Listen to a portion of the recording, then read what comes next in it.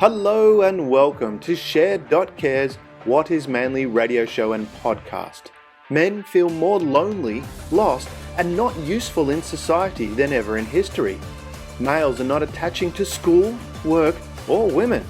What it means to be a man appears lost. Is there a framework for being manly that we can unearth?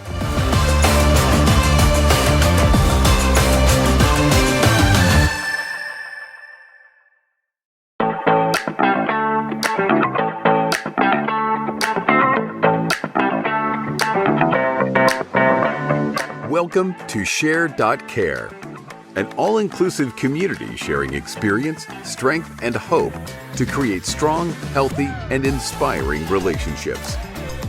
Share.care communities work toward every individual feeling safe, valued, and heard, free from the threat of danger, pain, or harm. Each episode, founder Damian Andrews explores the principles underpinning Share.care and invites expert special guests to share their knowledge so you can easily reap the benefits so many others experience. You hold the choice to create your future. Let it be with strong, healthy, and inspiring relationships. Good morning, Jana. How are you today? Good morning, Damien. I'm great, thank you. It's lovely to touch base with someone across the ocean from New Zealand. How you're saying the weather in Wellington's a little bit overcast today? Yeah, no, it's not great. No, we're having a little bit of a cold snap, but it's still beautiful. Yeah, for the people on the other side of the planet who are heading to summer, we're heading into winter. Same here in Melbourne. We've got a nice day here, but it's unusual. We've actually had not much of a summer. Anyway, with that out of the way, Jana Barrett is a Tacfit certified instructor, strength and conditioning coach, and qualified personal trainer. Jana empowers women over 50 with movement and exercise that helps them reconnect with their bodies, making them strong, toned, and powerful without a gym or lifting a single weight, which is pretty impressive. I love that. But also too, although you do work with women over 50, you also work with men. We were talking about that in the pre-show, which is really relevant to the topic we're talking about, because as we were talking about before in the pre-show, there are a number of men out there that are lost, lonely, and don't feel that they're useful in society. Let's start broad. What's your experience with that? What have you noticed in that space? So I agree with you. I think, I listen to a lot of podcasts and some people even call it the masculinity crisis. Men are so confused about what it actually means to be a man, and how does masculinity fit in with feminism and modern lifestyle and the makeup of families that's changing. There's more men are staying at home now than used to, and women are going to work. So I agree with you that there's a real crisis. And I have a 17-year-old son, and I really feel for him because I think that it's not only a masculinity crisis, it's also the lack of role models, positive role models for young men as they're growing up, if they are missing fathers, or maybe their fathers are not quite the role model that they kind of aspire to. So I agree with you, there's crisis. There's definitely a lot of stuff in the media at the moment about this too. In my life, I think I'm fortunate because the men I tend to interact with are usually men in like gyms or trainers, coaches.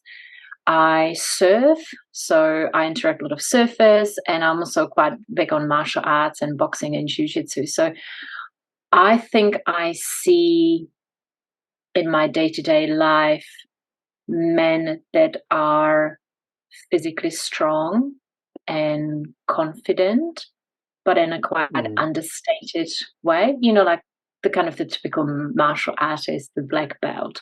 Yeah. They walk into the room and everybody kind of knows, but they're not sure. Like you are really confident, but in a really understated way. You're not kind of announcing it too loudly. So I think I'm quite lucky, but I have I coach men face to face here in my studio in Wellington, and I coach a lot of dads, kind of mid-40s to mid-50s, the kind of the solid guys that, have family and work and a lot of commitments. And so I coach a lot of men like that, and it's quite interesting, the conversations that happen, between me and them in I terms love it. Sorry, go ahead. No, you go. I was going to ask what those conversations that you have, but also in that it seems to be in the framework of, you mentioned the men have families, commitments, and they've got an ongoing thing of work that they're doing. Do you think that flavors where they're at? Because it sounds like the people that you interact with, the men that you interact with, have I wasn't picking up any negative vibes from what you were saying. It seems like they seem to have a self-assuredness about them. Is that fair to say? And what do you think that linkage is between that commitment to families and their work and having those ongoing obligations? Yeah, so how would I phrase that? Yeah, so your men are busy, and the men that I coach here in my studio are busy, and they are trying to kind of defy aging, and they noticing that beginning is the midlife, it's hitting. I can relate. Yeah, For the radio yeah, listeners, I'm totally. touching my head, which has got a lack of hair on it. Yeah, and they kind of they're noticing that they are aging. Maybe they're not looking the same way they used to look in their 20s, and maybe they can't exercise in the way they used to when they were much younger. They are much busier, like people work phenomenally long hours these days, and to fit in, childcare and hanging out with your partner and family and work and hobbies and exercise. It's massive. Yeah. So I think there's kind of that realization that you are getting older, and then you need to really cultivate the strength to be a man, because like I personally think that a lot of men associate physical strength and physical capability with what masculinity essentially means. I mean, when you take it back a few thousand years, men, if you weren't physically capable, you probably wouldn't survive, right? Yeah, correct. Yeah. Yeah. And I noticed that a lot of, I have some men that maybe have had injuries or just simply didn't have time to exercise for a long period of time. And I noticed that as soon as they start training physically, they become more confident, more strong, not only physically, but mentally as well, more resilience, and they kind of have better posture, and they, you kind of notice there's a bit more kind of aura about them. So I think that exercise is really kind of the ultimate way how to cultivate a really healthy masculinity in a physical way. It's an interesting point that you raised there. I mean, there's a number of things I want to come back to, but this point about that masculinity and physical strength go together. Do you think that's part of that? Is it's a physical representation of being able to do something? Doesn't matter what that is. I'm not saying that there's you have to be the Arnold Schwarzenegger, big muscly. I term it condom full of walnuts, but. That's a good one. I've never heard that. Oh, that's a goodie.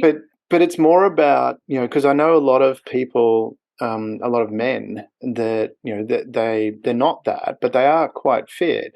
But from that, they have that confidence because they're able to do something, whatever it is. And do you think that's part of that framework for being manly, is having this ability to do something? And it crosses both genders, but we're focusing on the men here that are lost because they're feeling lost, lonely, not useful in society.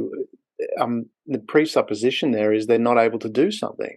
Do you think this connection to exercise helps that framework, having some level of fitness is important? I mean, there's a whole thing to do with testosterone. There's a lot of research around testosterone and being sexually able. Yeah. Well, so do you think that connection is important to have that in the framework for being manly, to have some level of physical fitness? You don't have to be maybe a star athlete or anything like that, but to take care of your health. Oh, absolutely. Because I think that what probably a lot of people don't realize, that exercise is not just for, exactly what you said, to look like a bodybuilder. It's about it. It is so far reaching into all areas of your life. It's not just about the physical strength. It's about resilience. It's about being resilient to stress. Because there's a lot of research now that exercise is essentially stress inoculation. So it's being Yeah. exposed and exposing your body and your nervous system to stress in a safe environment. So people Mm. who exercise are not only physically strong, they're more mentally strong. They Yeah. are more resilient to stress. They are more resilient to mental health issues as well. Mm. Depression and anxiety, and I think it is that kind of capability. Like, I can do something physical with my body. I can defend myself. I can possibly defend my family if it came to it. And I think ultimately men want to provide and protect. I think that is Mm. quite hardwired in men, Yeah. from my understanding, from the literature and the research and the men I talk to. We want to be the hero. You That's want to why. be a hero, yeah. But if your woman is getting hassled by someone, or Mm. your friend, and knowing that if the push came to shove, you might be able Mm. to throw a decent punch. It makes you feel good, yeah. So I think absolutely, I think that physical exercise has a huge component in making men feel strong and masculine. Because I was wondering about that from that perspective of linking it to, and so exercise is you're actually acting, and so you know that you can actually do that, and even in everyday life, I mean, knowing that you can, whether you're in a work environment, knowing that you can walk into the boss and say, hey, this is not, we need to address this situation, or something like that. Do you think that helps with that confidence, to being, a man? Oh, absolutely. Yeah. I think being physically strong just gives you confidence.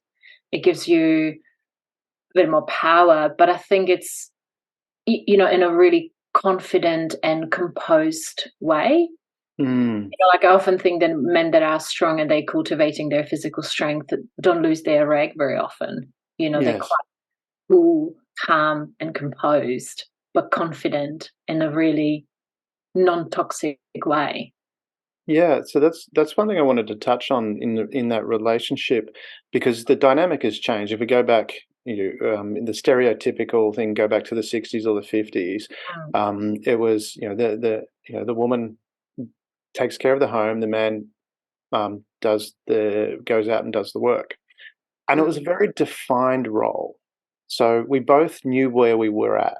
And Mm. with that, we had because there's something about, we have a need for certainty. That's one of the needs that we have, is some level of certainty. Yeah. And so whether those, not saying whether those roles are right, everyone has their different ways of doing. Some people I know today that they very much have those defined roles where, she takes care of the house and he will not do anything. If they're going to go somewhere or do something, it's like, I've had that where I've called these couple of guys that I know for a coffee or something like that, and go, hang on a minute, I've got to check with my wife first. To that Mm. extent, where they're that's how their dynamic works, and it works really well. They're very happy relationships. And I have friends in the opposite, where he's at home and she's out working. So it's not about which is right, but what I'm getting to is the point where we had this very defined role. We knew where we stood, and Mm. now we're in a position where we've got infinite choice, essentially, and we haven't really taught people, from what I've seen, how to make a choice. When you ask most people what do they want, they generally don't know. Do we need more education around the point of how you make a decision, how you decide what's right for your life? Mm. And especially for, in this case, we're talking about men, for men to go, okay, this is who I am, this is what my life is about. Do we need more education around that, do you think? Mm. Yeah, and it's a hard one, because it used to be quite easy, wasn't it? So Yeah. this is it, and this was it. You were here and you were there, and now like I was a mum for 10 years. I was a full-time mum Mm. to 3 children for almost 10 years. Yeah. And I know how that felt. It was great on one side, but it was really challenging, and you really lose yourself Mm. as a person. And I think in your late 20s, 30s, you just don't know how to cultivate that sense of self and how to keep doing your hobbies and how to still, keep your foot in them, maybe in some sort of career, some form of career.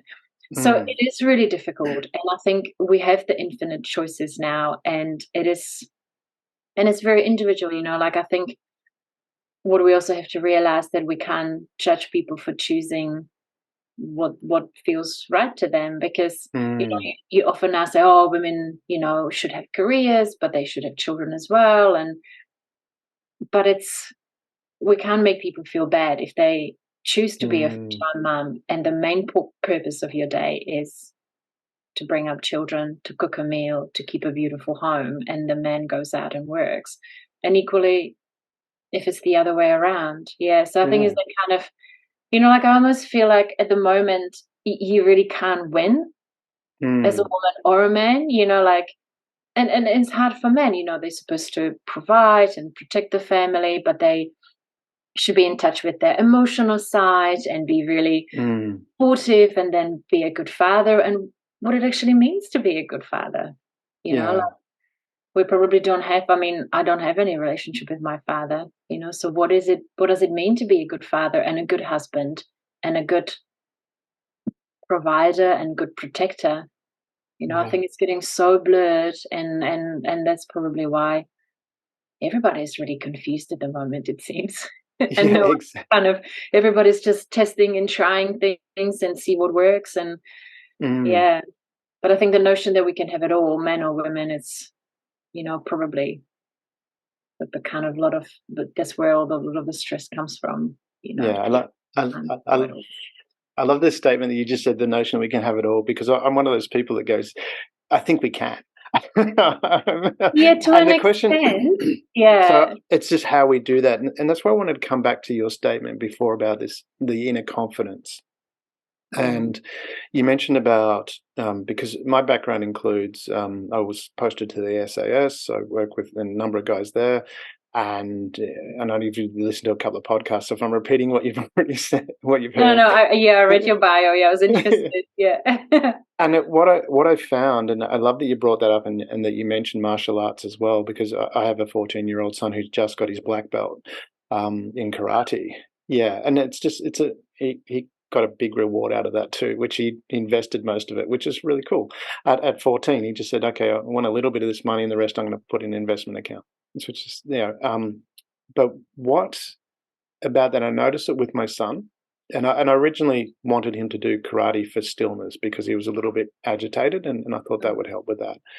But what I've noticed with my son, and I compare that also to the guys that I was in the SAS with, and we work with the TRG, the Tactical Response Group for the police in Western Australia, and I've known a number of people in that space, similar in Victorian police as well, in those environments, and they all have that inner confidence. Now, if you didn't know they were in those groups, you wouldn't think that they were, they could kill people. You wouldn't know it, because they don't. It's not what they walk around going, oh, I can, they don't do that. They just quietly go about their business. One of the most lethal guys in the SAS that I was with, his hobby was sewing. He took in my pants. Which was really cool, And you look at this guy sewing, and he wasn't a big masculine guy or anything like that, but he was very, very good. And I'm just wondering, from that perspective, in this framework of what is manly, do we need to be sharing more about developing this inner confidence? Because I know from my perspective, if I'm in a room and I've been in rooms where it's all women and all very strong women, and I can comfortably sit there and listen to the opinions without being intimidated or without being worried, and I've even found voicing my opinion of what I think in this space, we have a wonderful discussion. So that's why I'm wondering, from this inner confidence, is that what we need to have in this framework of how to develop this inner confidence? And part of that, I would suggest, links to exercise. Absolutely. Yeah, I really believe in it. Is that inner confidence? It's oozing out of these men, right? Because they could walk into a room and you have no idea that they are black belt in karate or, special forces, but you can kind of tell there's something about them, right? I think it's the way they hold themselves. I think it's the energy they project. And I think it's that they're not being loud about it. Like if, I often think that some of the men that are shouting from the rooftops how strong they are and all their achievements, they're probably not, or like, because They're not. then when you read I've like never your met anyone friend, like that. who Yeah, sews, yeah. like you can probably tell that he just Mm, has that trust in himself and his mm, physical abilities and the kind of understated confidence. And I think women pick up on that as well. Like I mm, feel incredibly relaxed in the company of strong men because mm, I don't know what it is. I think it's actually really good for our nervous systems to kind of mm, be around men like that. And equally, would as you said, you sitting in a room of strong women, mm. it's really nourishing for you probably because you kind of it's a dance, isn't it? It's a Yeah, dance. Yeah, it's the dance between the masculine and the feminine, and like I think that in the modern world now, like it's like one group is trying to win all the time, and we yeah. shouldn't just Gender compete wars don't for work very well. winning. No war works very well. No, it's kind of like I think that men bring an incredible richness and amazing stuff to the table, and so Mm, do women. And I think if we just learn to recognize it and mm, celebrate it and look at the kind of the divine masculine and the divine feminine, it's worked for thousands and thousands and thousands of years, and we're just really confused. Yeah. So yeah, no, yeah, I absolutely agree with you. The inner confidence that is often cultivated over years and years and years of you know, exercising and cultivating or pursuing your mm. sport, whatever that might be, whether it's running or, like your son with karate and martial artist practice. But I think you can really see it in the martial artists, I think. Well, I've People. noticed that with my son, for example, as you mentioned that, it's exactly the same temperament as the guys that were in the SAS, and I learnt about this um, through the teachers. I didn't know about it, but when he was 11, there was a bullying issue with one of his friends who was being bullied, and my son dealt with it with the bully, with the teachers, and supported his friend in a um, but it just the teachers were blown away. They just said he just did it in such a respectful, appropriate manner, and they said he just walks his own pace. He's not influenced. The irony with this is, we talk about social media and kids with phones and stuff like that. Although I find it always ironic that when I hear a parent complaining about their children on mobile phones, they're usually holding a phone and texting at the same time. Yeah. But it's with this inner confidence. We went out yesterday, and we went to an event with my friends. My son come along. He left his phone at home. He didn't Mm, bring it, and I said, and then this is not the first time he's done that. He just goes, no, I'm going to just have fun with you guys. And mm, he went off and did some other stuff, and we were doing some stuff that he wasn't interested in. Then he came back and he just interacted with that. He ended up winning the overall trophy as well, which was kind of. But it was and I just wonder from that perspective, how do we? I mean, is exercise one way of dealing with that? Because when we look at guys that are lost, and I said I think this applies to women too, but I said we're mm. we're talking about the framework for what is manly. Um, when we talk about depression, I remember reading a number of reports that was saying if you're actually doing something, you can't be depressed. You can't be depressed and in action at the same time. So Mm. do we need to have more of this? You link it to exercise, link it to actually getting out and doing something, contributing in some way as well? Absolutely, yeah. And I'm glad you just. I just want to say that you clearly are raising an incredible young man. Yeah, No, thank you. amazing. Yeah, he sounds really amazing. He can punch Yeah, hard because sometimes I walk past and I've hit him just as a joke, and he'll swing back really hard. It's like, ooh, it's just like yeah. I had my 11-year-old put me in an armbar, and I didn't even know how I got there. He did jujitsu. Yeah, it's like yeah, and yeah. So I think yeah. Sorry, I kind of forgot. I just lost my thread of No, yeah. we're talking about being active and depression, having depression and action being mutually exclusive, and so the boys that are feeling lost, or even the men that are feeling lost, and getting out there and doing something, whether it's doing some exercising, helping out, and we'll touch on gratitude later, but we can link it into that. But this whole getting out and actually doing something, I mean, in your opinion, does that stave away this depression, this sadness? And also too, I mean, how do we encourage people to get out and do more? Yeah, there is actually a phenomenal amount of research now coming out linking exercise with mental and emotional health. So I follow this incredible, I just was listening to a podcast by this incredible neuroscientist called Dr. Jennifer Heitz. I'm not quite sure how you pronounce it exactly. And she's been researching depression and anxiety for a long time. And she actually was pointing out that there is that exercise is just as effective in most cases in fighting depression and anxiety as is medication. Obviously, I'm not talking about people that are really severely clinically depressed, just as a, because people like that obviously need medication and need help. But just for the, we all kind of sometimes fall into a bit of a rough patch and can be quite depressed. And so kind of mild to moderate depression, exercise is an incredibly potent kind of weapon against mental health issues, which are so prevalent right now, right? And it's not even exercise. Like, a lot of people jump to the conclusion that exercise is going to the gym and lifting weights, especially for men. Yeah. But it's not. It could just be a walk. And actually, I think she was saying 3 times a week, 30 minutes is enough to get almost the same effectiveness as medication. And there's even types of depression that do not respond to medication but due to exercise. So exercise is an incredibly potent way how to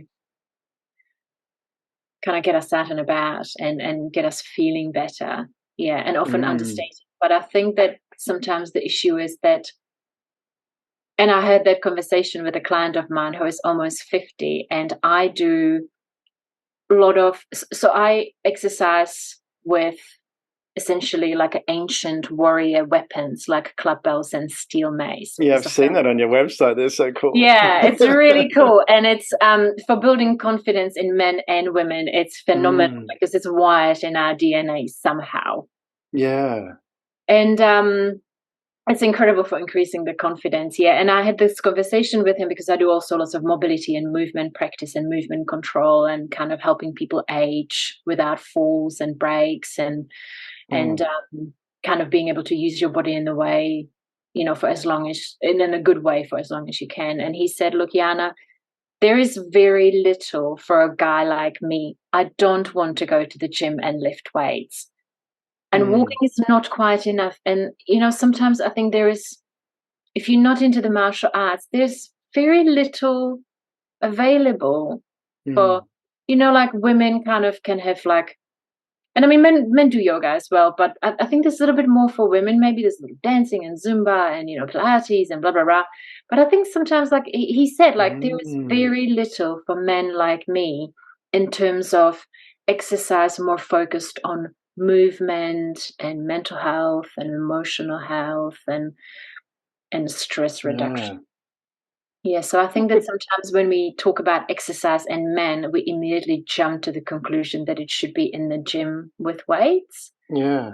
And I think maybe we're not offering men enough options. That's a really interesting point that you did, although I'll relay a story from when I was in the army in relation to that for the guys out there that are listening. And it's a friend of mine, his girlfriend went to aerobics classes, and a group of us, we decided, we'll come along. And I don't know why we did it, but we just thought it'd be like, let's go. And so we all rock up to this. We even got this wasn't 80s. It was mid 90s or early 90s. So, but I suppose coming out of the 80s, I had this really fluoro stuff on it. It was really so tragic, but it was it stood out. Look, you could see from a mile away.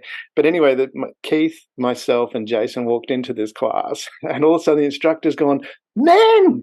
And I was like, and we've gone, maybe we shouldn't be here. And they said, no, come in. And so we went, okay. So we hit up the back of the class, and so we're dancing around, and then she got us. And so we're doing these movements, very uncoordinated, but doing it anyway, just having a bit of fun. And then she goes, all right. And she's up the front of the class. She ran to the other side and said, okay, everyone turn around. And she put us at the front of the class. Oh, But that's I awesome. can say from a guy perspective, the amount of ego stroking you could say that we got, so we kept coming back because we're getting lots of attention. Yeah. So it was, but from that perspective, it's interesting that you mentioned that because I hadn't really thought about it from the perspective because yes, there's Zumba classes, all these things that women will go and do. But as you're mentioning that, I'm thinking there's not really a lot that would attract me as a guy to do. But when I see the work that you do with it, the clubs and stuff like that, it's like, oh, that's cool. So Yeah. I'm just wondering, do we need a little bit more of that out there A little bit to more of it. encourage, the Yeah, a little bit warrior? more of the inner warrior. Absolutely. Because I think men are wired, Mm, not necessarily for war, but, for some kind of form of battle, right? Like I yeah. kind of noticed it like when I did jujitsu for a few years and I did it when I started, it was just men. I was the only woman. And we were often talk about it, when you're rolling with someone else, Mm, it's a war. It's on. yeah. Like, it's not.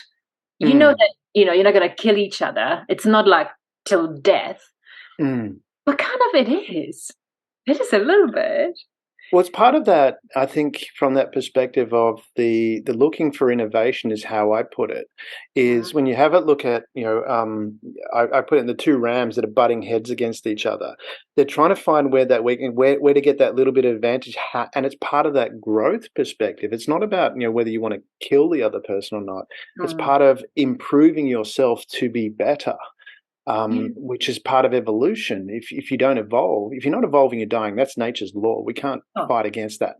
absolutely. It's just what we need to be doing. And I'm just wondering, as you were talking about that, because I look at it, and any mum that's got, as you'll know, you've got sons, will know that if it's not dangerous, it's not exciting to us. I No, was it's climbing not. up on. Yeah.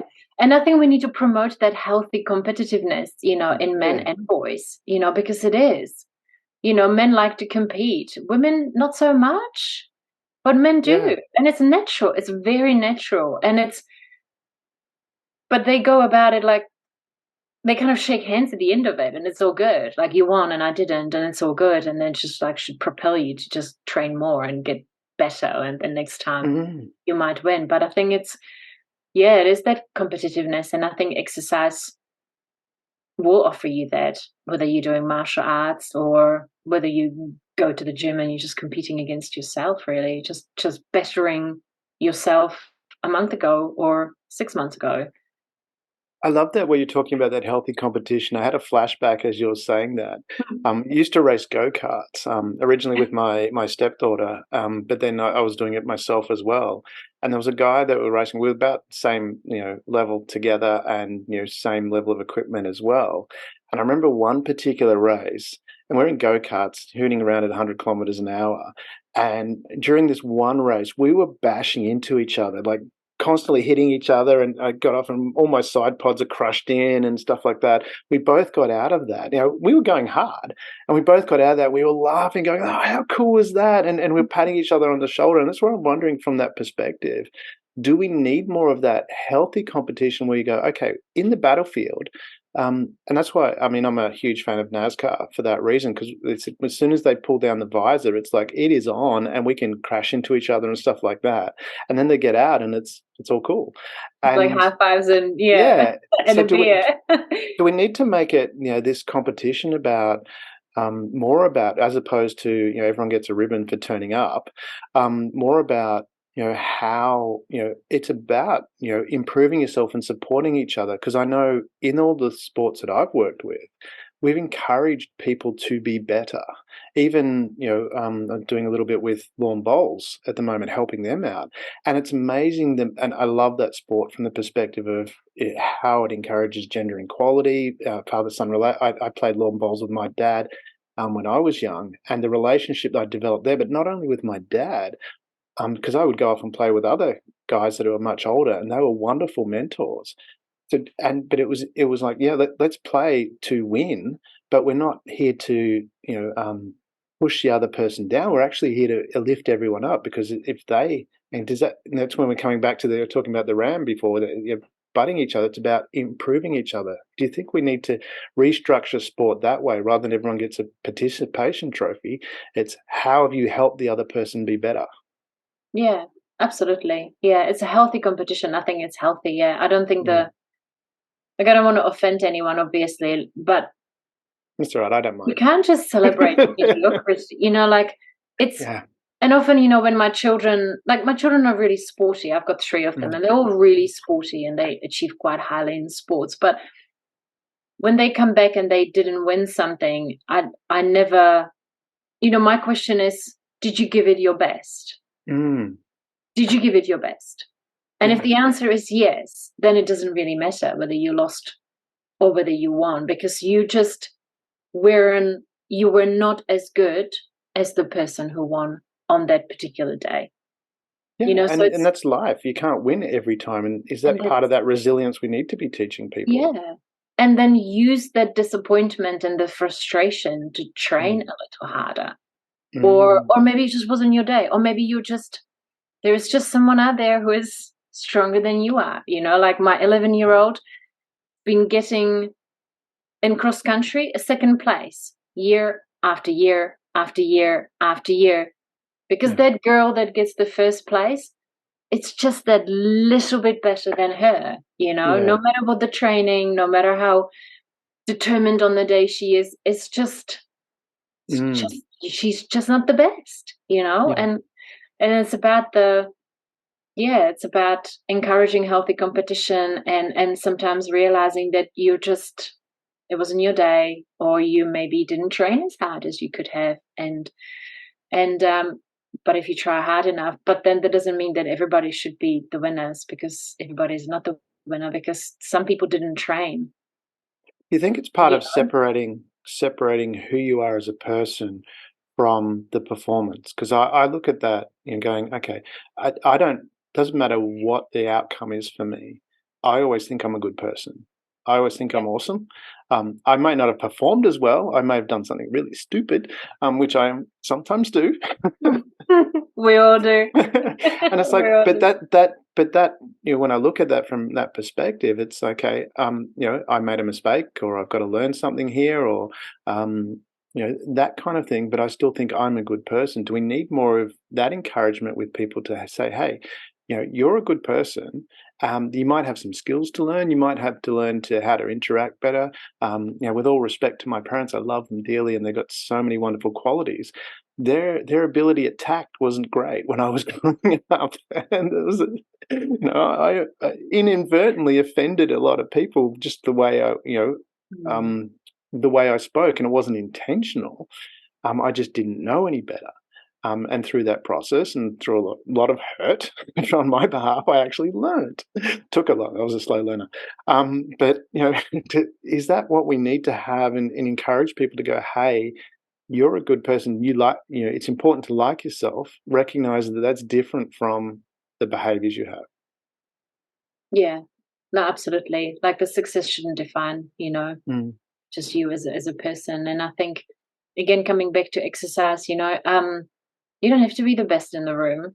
Like I've Mm. recently started boxing for the main purpose of, well, just getting a little bit fitter, trying something new. But I wanted to experience the beginner's suck. Like it sucks, Yeah. and like I think Yeah. sometimes when we get really good at something, like I surf and I'm reasonably physically kind of capable person, and I was craving the humility factor. I was craving the beginner's suck, the when you are Mm. just possibly the worst person in the room, Yeah. So but it doesn't define me, right? Like, and Mm. I don't have to prove anything to anyone. And I think there's the wisdom of middle age a little bit, you know, like as you are getting, like I'm 46 in a few weeks, and I know who I am, as you said, I know I'm a good person and I help a lot of people, and I try to be the best parent I possibly can, and the best friend. But yeah, like my success is no longer kind of, I'm kind of taking the ego out of my life. Mm. When I was doing my Tacfit certification with all the special forces people and the policemen and the beasts in the room, there was Yeah. I definitely, it was all about the ego, but now kind of a few years later, I just I just take it out of it now. And it's the wisdom of middle age, I think. Is that Yeah. something where we can get that with the mentorship? As I mentioned before, I mean, I was quite fortunate. I mean, I played golf with my dad, I played bowls with my dad, and as a result of that, I got to experience that wisdom of middle age, so to speak. When I was younger, there was a lot of people a lot older, and got to be around that because. And this has come up quite a lot in these discussions. You mentioned you don't have to prove anything to anyone. Is that part of, from a guy perspective, when we look at a guy and you mentioned about this confidence, doesn't matter whether you're, the Arnold Schwarzenegger or whatever. I've got a lot of friends who are quite feminine they're men, but they're quite feminine in how they behave. And even friends who are gay and very feminine in how they behave, but they're very confident in who they are. They're comfortable with who they are. Is that coming? That seems to be a common theme. Is that something that we really need to encourage? And how would you encourage someone to say, "Hey, get to this midlife part first, and go. It's you don't have to prove anything to anyone. Just be you." Just be you, yeah. I think that just naturally comes with age, though. Yeah, I don't know. Yeah, Like, I don't know how old are you, but yeah. I'm 50, so I look younger are than I you am. 50? And So have you so experienced it, like in the last kind of 5 years? You kind of settling a little bit more into who you are, and you realizing like what you bring to the world and to your family, and you kind I of think I was kind of lucky in a regard because my mum was always doesn't matter what anybody thinks, and I've said this for the people listening, they've heard this story over and over again. But one of the things she did, she had this was before they were cool. She used to wear these beanies that were horrible to me. And I'd be going, "Don't wear that, it's embarrassing." And she goes, "It doesn't matter what other people think." And it was along a number of different areas. Whenever I said that, she goes, "It doesn't matter what other people think." And there's a part in my life early on where I, was concerned about that. Mm, But then in a lot of areas, it didn't matter as well. I would just do things that I wanted to do. mm, And it didn't really bother me what other people thought. In some areas, it did a little bit, but it was kind of, I mm, was doing it anyway. So I noticed it. But yeah, as then I progressed and went, okay, I notice it, but it doesn't hurt me anymore because I don't choose it to be. I'm comfortable with that. And if yeah, people don't like it, that's okay. I don't have to defend it. It's just that's mm, who I am. I don't have to defend who I am. And that's part of, I think we're quite lucky living in a free society that we have the right to choose who we are. yeah. And certainly, if, I've noticed if you are comfortable with who you are, even if you have a difference of opinion to someone else, but you approach people in a nice manner, Mm, it makes massive difference. mm. And that's why I'm wondering, is it just a case of do we need to be just telling people, hey, it doesn't matter what other people think, just be confident in what you're doing, go about your way in a nice manner, and things will be okay for you? Is that, or Absolutely. am I being too simplistic? No, no, I think essentially everything is actually quite simple when you really think about Mm, it. Yeah. No, yeah. I think so. Just yeah, be who you are, and you're not for everyone. Mm, Like I remember when I started coaching online, and my coach told me, "Do you know what, honey? You're not for everyone, and that's okay. It is okay." Yeah. And it's kind of knowing that you just some people might just not like you, and it's totally okay because you will find your tribe, the people that do value you, and the people that who appreciate you for who you are. Yeah. But it is the wisdom of age, I think. I love that. You're not for everyone. You'll find your tribe. That's such words of wisdom. Yeah, no, I love that.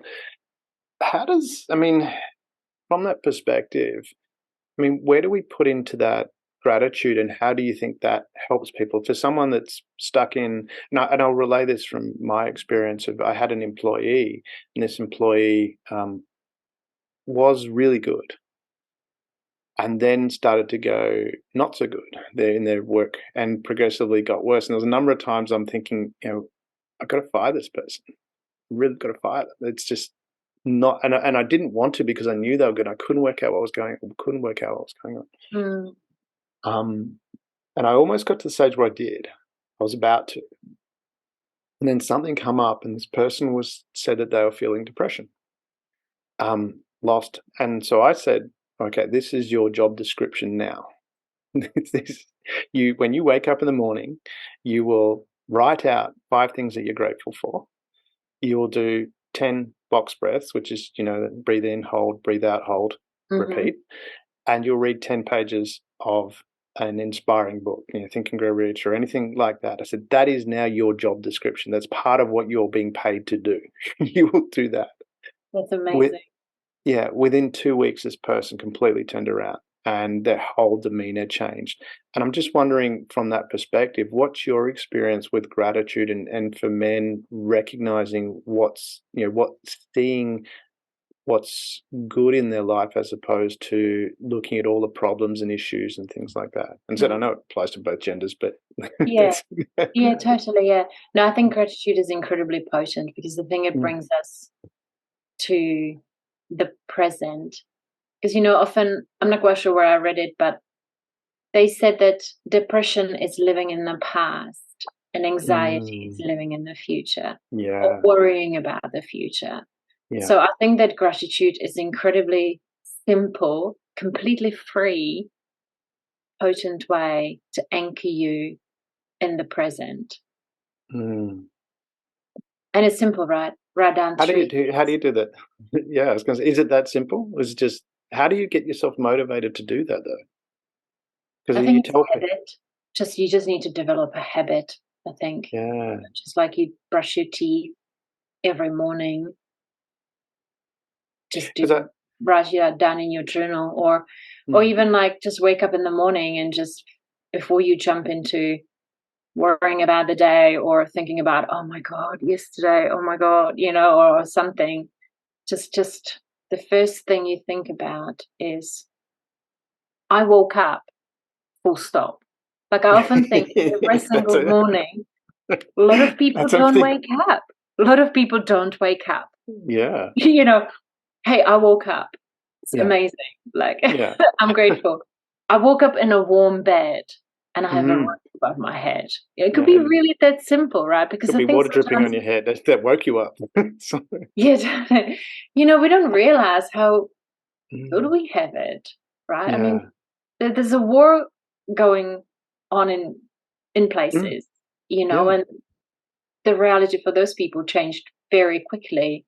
And I think sometimes we forget just how good we have it, and we have really comfortable, most people, but then, like, I don't want to belittle when people don't feel good.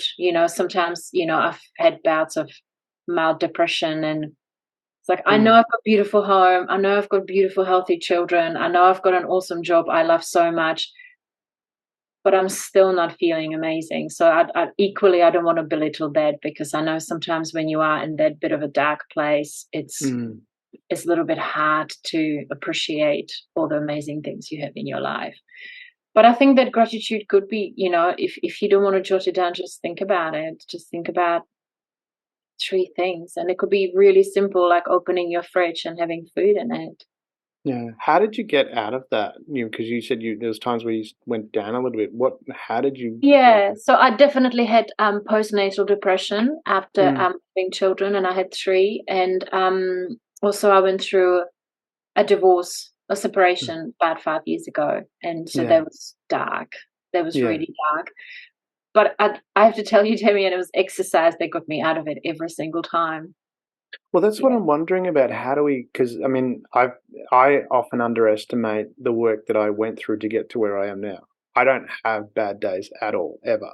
But I understand how dopamine works, and I've trained my unconscious to immediately trigger as soon as I used to be able to feel it. Now it just happens unconsciously that I'd start to feel a little bit depressed, or sad or whatever.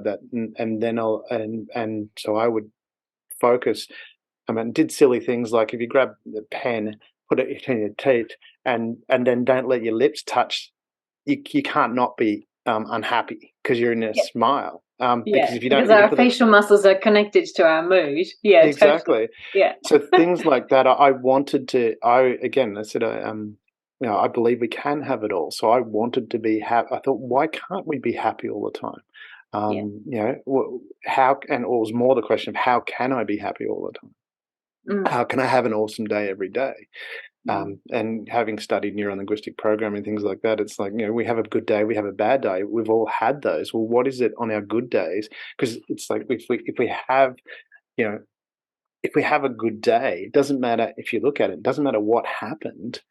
We mm. somehow, it was a good day. You could have all these supposed tragic things happen, but we still had a good day. And then other days where we got things going great, we still felt a bit depressed. So I was trying to work out what is that difference there. And so I was trying to work out how do we make that happen. And I was just, you know, and then and maybe it is that middle age process. Of, I underestimated how much work I went to get there. There was a lot of hypnosis, those kind of Mm. things of reprogramming to get the foundation of doing that. So what's your And secret then? well, again, it's I'm a big study of Wayne Dyer. And Wayne Dyer, in the I thought it was a book, but I only ever listened to it as an audio. But I think it is only an audio. Was How to Be a No Limit Person. At the end of that, he talks about. He says the secret to he says, I think figured it out. There is no way to happiness.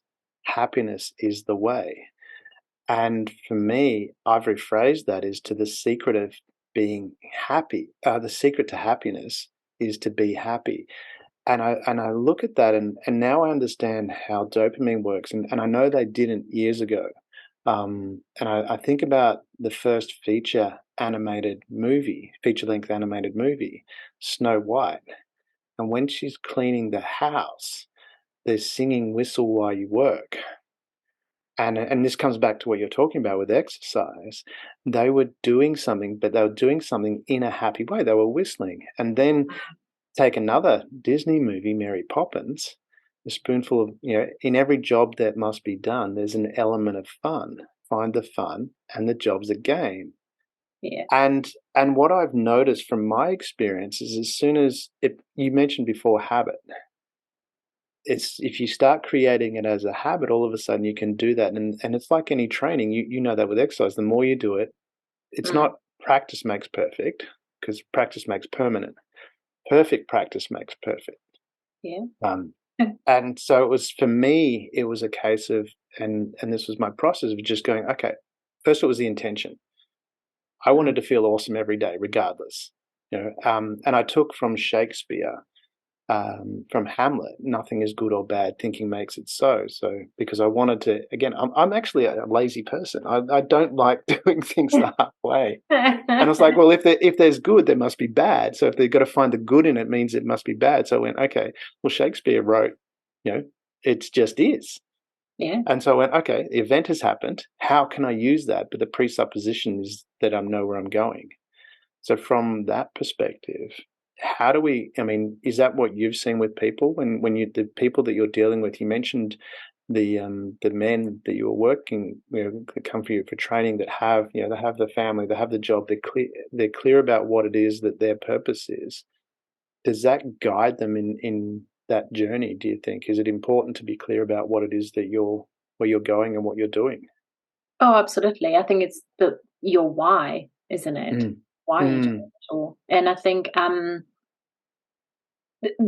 mean, if your body is not up to, you know, a certain level, you're Mm. gonna have a really hard time doing all the things you want, right? That is the Mm. vessel that carries you around. That is the means to which Yeah. you through which you get to experience and do things. So, if you want to Mm. be a, good father and have a meaningful career and be a good husband or be a good man, even if you don't have family and wife and you Mm. know, cultivating your body, it's definitely so important. How much does personal responsibility relate to that? Because when we talked about, um, you mentioned about having a divorce, and I've had a couple of in my life. I've had a couple of messy breakups. I'll just leave it at that. Yeah, I But sympathize. from Yeah. from that perspective, though, I looked at it and went, okay, what have I contributed to this? What have Mm, I done? And through that, I actually was able to learn how to approach things differently. So when dealing with someone who might be, people talk about, oh, I'm always, they're a narcissistic person without looking in the mirror. Um, so from my, I can, because I look at some of my behavior, and this is the separation of the person from the behavior. Because I mm, look at it and go, well, from my side of things, I'm going, well, I don't believe I'm a narcissistic person, but if you look at some of my behavior in the past, you could mm, certainly put it in that category. mm. How much of it is, from your experience, do you think in dealing with people is it important to take responsibility and go, well, what am I contributing to that, and how can I do things differently? Yeah. And I agree with you. Like, I'm about 5, 6 years post separation. Mm, And I can kind of more and more see, how it's never just one person's fault, right? yeah, So, no. that accepting responsibility that, it was my screw up just as much, and then mm, I let go of, you know, the relationship and the work, and I didn't do a lot of healing from my mm, past and my childhood, and then how did that show up in my mm. marriage. So I think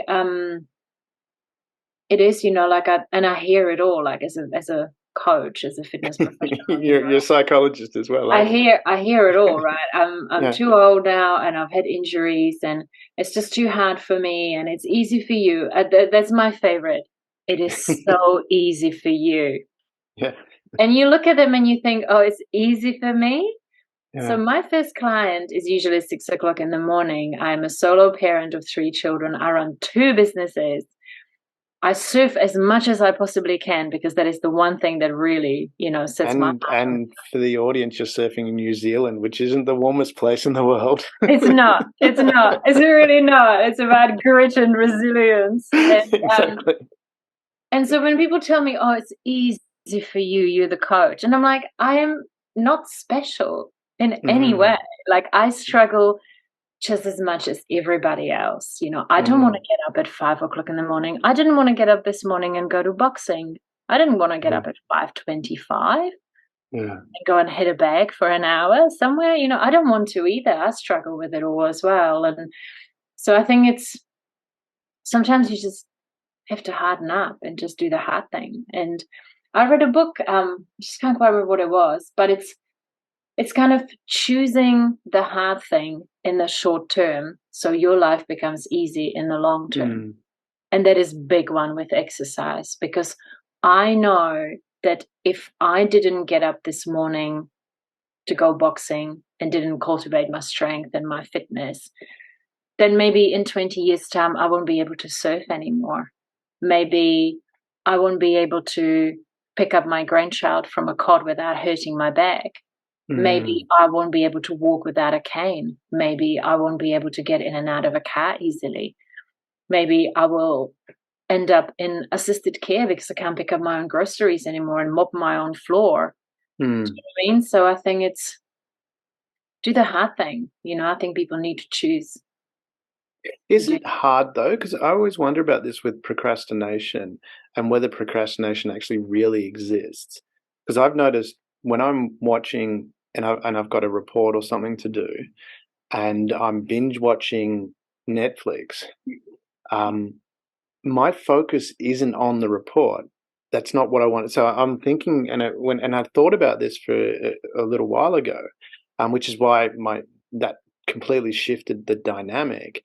Is while I was watching Netflix, or whatever your streaming services, you probably shouldn't brand things, but anyway, whatever. But free Netflix giving me some money. I'm promoting you. While I was watching that, having this binge watching session, I thought about it and thought, what is my focus here? What do I want for me right now? If I'm going to be honest with myself, what do I want with me right now? And I went, oh, I'm actually wanting um, to watch this series because that's what I'm doing. And then I thought about it, and then I went, well, is this report important to me? And I went, yes. And I said, and then all of a sudden it became uncomfortable to watch the TV anymore. It was really interesting when I shifted that focus that this is what's important to me. It became easy to do the report and hard to watch the TV. And I'm just wondering, is that part of the shift we need to make? And instead of, again, one of the things I do with corporates in the companies that I work with is I institute a no excuse policy, which means if you say you're going to do something and you don't do it, can't give an excuse. All you can do is say, I didn't do it. There's no blame. Yeah. It's just, I didn't do it. And it's amazing how accountable people become in getting things done when they can't give an excuse. And that's where I wonder with procrastination, are we using that as an excuse to say, oh, it's because it's hard because I'm procrastinating, or, or is it really, we're just not focusing on what we really want? I think so, because that's the dialogue I sometimes have in my head. Like, what it would mean if I didn't get up and exercised every day? Like my day wouldn't go the same. And often my clients tell me that, like, they notice the days on which they exercise and how they feel, how they go about their day, how much confidence they have, how much energy they have, how much they're assertive in a really healthy way, as opposed to when they just hit that snooze button once, twice, 3 times, then there's not enough time anymore. Yeah. And they're just chasing their tails, and they kind of don't feel that good about themselves. And I also heard on a podcast, it's about stacking wins in the morning. So you get up at 5:25 and you don't hit that snooze button. That's win number 1. You get up, win number 2, you have a glass of water, win number 3, you put your exercise gear on and you go and exercise, win number 4, you come back, have a good breakfast, win number 5. So by the time most population are clambering out of their bed, you have stacked 5 wins before they even reach for their first cup of coffee. So I think and then I think people become addicted to that feeling, like, man, it's dopamine. It is dopamine, yeah. And there's also the saying, you crush your morning, you crush your day. Yeah. Well, sorry, go ahead. No. How you start the day is how you're going to go through it, right? And is that linked to, because in this framework of what is being manly, is it a case of, guys need to have a purpose, whatever that purpose is, but have, okay, this is the purpose. And then, because I know from my perspective, I have no problem getting up. But sometimes, I don't feel good because I probably haven't enough sleep, and I've scheduled some interview at some ridiculous time in the morning. And I'm thinking maybe I shouldn't do that. So then I changed my calendar so I didn't have to do that anymore. But it's one of those things is if you start doing it, because what I learned was that as soon as you start thinking a happy thought, your body starts producing dopamine and it becomes a self-fulfilling process. Okay, it's English is my second language. I don't have a first one. But is it a case of creating this self-fulfilling prophecy of just having that clear objective? And we need to have, and that comes back to what, at the start of this podcast, we were talking about, people had these expectations. They knew where they stood. Now we've got infinite choice, and people are not making that choice of going, this is what I need to do, as opposed to spending 5, 10, 15 years trying to find yourself. Just pick something and do it. And just do it. Yeah. Is that what we need to be doing? I think so. Yeah. I think just do what you promise yourself you do. Like if you want to get fitter, you want to get stronger, you're just going to have to put the work in and just do it every day, and don't let yourself down in it. Don't go like, I don't feel like it today. Just, this is what I do now, full stop, Yeah, I love that. It's actually quite easy. This is what I do now. Yeah, this is what I do now. This is me now. This is the new me, and because I want to be this and this and this, and I want to feel good for the rest of the day, this is what I do. And don't I often find that when I enter that dialogue with myself in my head, it's like you've already lost half the battle, because there's a 50-50 chance that you won't do it. Yeah. because you're having that conversation in your head. Oh, but it's really cold outside. Oh, but I haven't had a very good sleep, or oh, yeah. So it's that. It's don't have that conversation in your head. I think it's Mel Robbins, isn't it? The 5-second rule. 1, 2, 3, 4, 5. Boom. Yeah, Go. she does. Yeah, she talks about that exactly. Mm. And isn't that, I mean, but I love what you said there. This is what I do now. So that's part of linking to your identity. And your identity is, I've chosen this and this is what I do now. And I'm just wondering from that side of things, is it, are we, again, do we really need to be teaching people how to make that choice rather than, trying to go, oh, what is my purpose? And just pick something. And I'm just wondering whether pick something that helps other people, because then that links to that giver's high. I have some friends that used to do a lot of drugs, and they gave that up a long time ago, and now their life is, they say, they're helping people constantly, and their thing was, the high that I get from helping people is so much better than any drug I ever took. And not only that, there's no downers, and it lasts forever. Yeah, And it's totally. cheaper. And It's a it's lot cheaper. cheaper. I was just gonna say, it's much cheaper. Yeah. But do we need that from the framework of, I mean, and this is, if we're tapping into, we mentioned about, guys wanting to be the hero. I know I do. I want to feel like I'm the, and that the hero doesn't, mean I burst through doors and stuff like that. It means that I've helped somebody. And do we need to be encouraging guys, hey, get out there and help somebody? Not only are you doing something so you won't feel depressed, but helping someone, you're going to feel really good about yourself as well. Do we need to add that to the framework? I think so. Yeah, I think that's really important. Yeah. Yeah. And I think men in general just want to be helpful, Feel you know, useful. useful. And absolutely. It's, Mm. it's, I mean, the amount of time where my car broke down or something happened to me, and these complete strangers, men, will come and offer help, right? Like I had a friend who broke out her car broke down inside a tunnel, and 4 university students jump out of a car behind her and push her out. Wow. But you see that all the time. Like, I go to Bunnings, which is like a hardware store. We've got the same, yeah. And you ask a question, and the guys there just cannot wait to help you. And aisle 7, you can do it like that. I was converting a camper van, so oh my God, it was like I made their day. Men are just wonderful. They genuinely want to help. And I think that if you deny that to yourself to just help people, I think that's quite hard. But I also think that women these days are not making it very easy, for men. I mean, there was a viral video that a man was trying to help a woman in the gym, young woman, and she just went completely nutcase. They're like, "What are you doing?" And rah, rah. I was trying to help her, and I think that it's hard for young men now.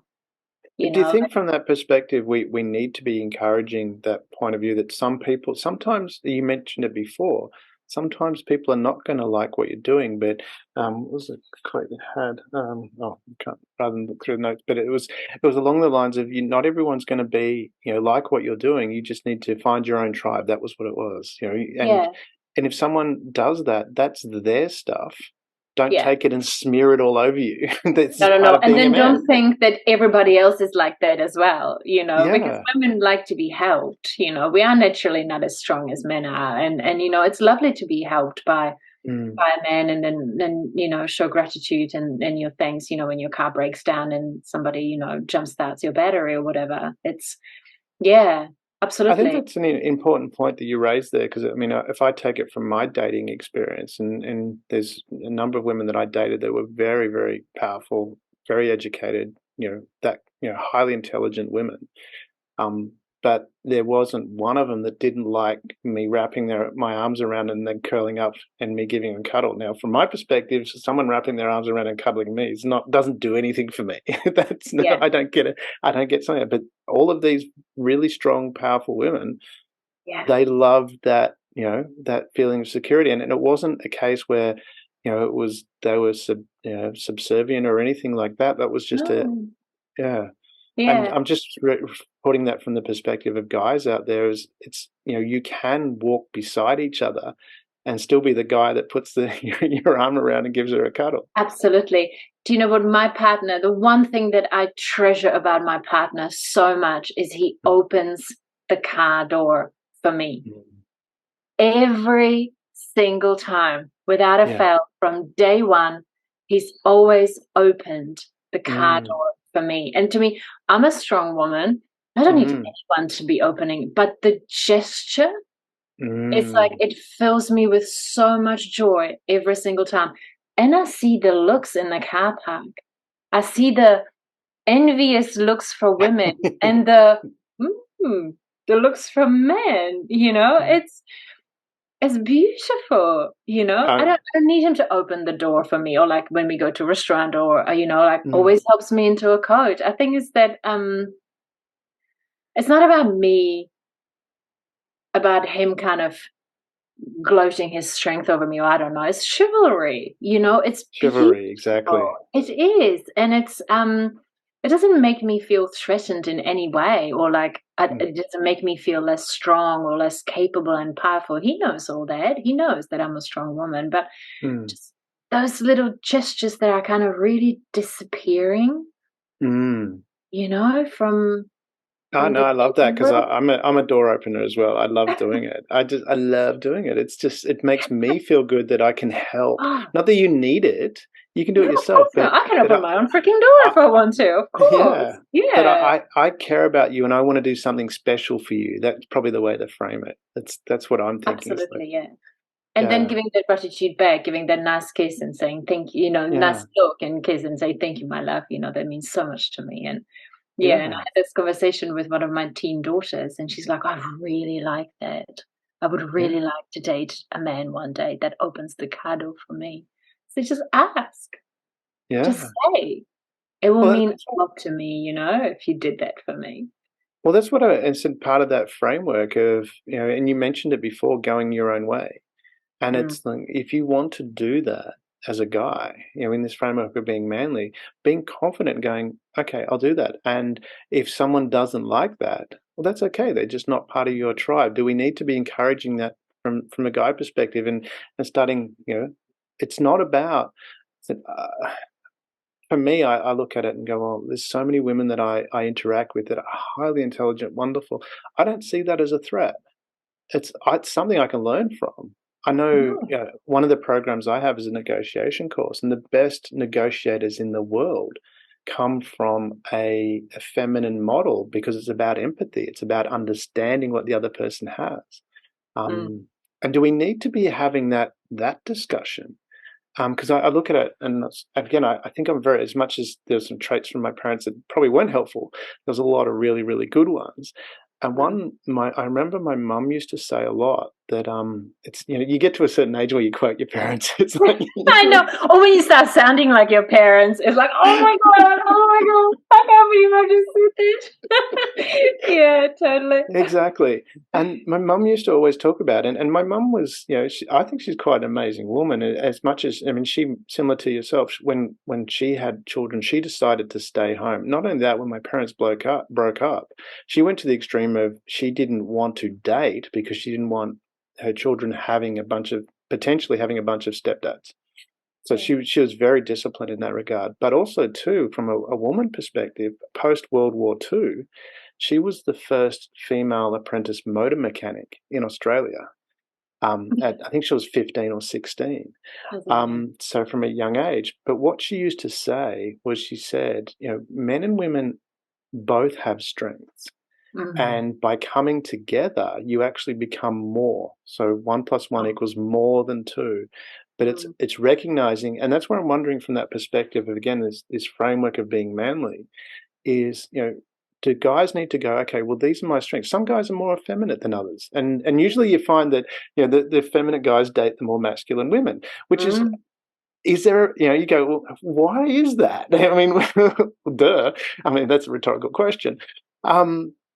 So is it a case where, from this framework, we go, okay, this is, again, what is right for me, putting that out into the world and being okay with that, And if someone doesn't want I didn't date someone because she didn't like flowers. She thought it was killing, and it was like, okay, you don't like that. That's not it. I'm not going to argue with you over it, but I like to give flowers, and this is not going to work. You're not for me. Yeah, and then it's okay because you're going to find some guys somewhere else that is just not interested in flowers at all. Yeah, totally. It's like, it saves me money. It's great. Yeah, totally. Yeah, I think so. And I think, as you said, I think it's so potent to recognize that we both have incredible strength, and we are kind of meant to come together, enhancing those strengths. For women, it is more the relationships, the making the home, and then for the man is kind of bringing that kind of directive masculine energy, because sometimes we can get like, I read a description that the man is the mountain and the woman is the ocean around. So sometimes the ocean is it's nice and calm and it's all good, but sometimes it's like, like sometimes it's like, stormy. But the gift of the man is to be the mountain, and I know that sometimes it can get really stressy and kind of emotional all over the place. And my partner just says, no, we're going to do this, and then we're going to do this, and then we're going to do that. And you're like, thank God for that. Thank God, like that kind of direction and the kind of the safe container for us to be us. And it's a beautiful dance. And when you really start experiencing it and reading, I did 5 years of prolific reading of self-help books because I was so determined to find out what went wrong in my marriage. So I've read it all, like really out there books. And some, the men are from Mars, women are from Venus, and stuff like that. So I read a lot of books, and it's the dance between the masculine and the feminine is beautiful, and the strength that we bring to the table are amazing. And it doesn't really matter who brings what. Sometimes, as you said, some men are, a little bit more in their feminine energy and they attract more masculine women, but it still works, right? It's a magnet, isn't it? It does work. I love that. The dance between the feminine and masculine is beautiful. And it is. And it's interesting, the analogy that you used there, because I've heard a number of different analogies like that have or were told to me. Guys don't talk about this, but have come from women. And a similar thing was women are the river, and they create the flow. And the women bank. are the So and it was an interesting that there's all that and similar sort of thing from that side of things, because we talk about with guys not asking for help, not expressing emotion. How do we get to that point? Because the analogy I had was the guy's the rock. He's just constant. And he's the constant behavior. He's always the same. Whereas, as you said, the women have the emotion, and we balance and find this nice dance there. How does a guy get to that space where he can be that rock, but when he needs help, be able to ask for help as well? Yeah, and be kind of vulnerable.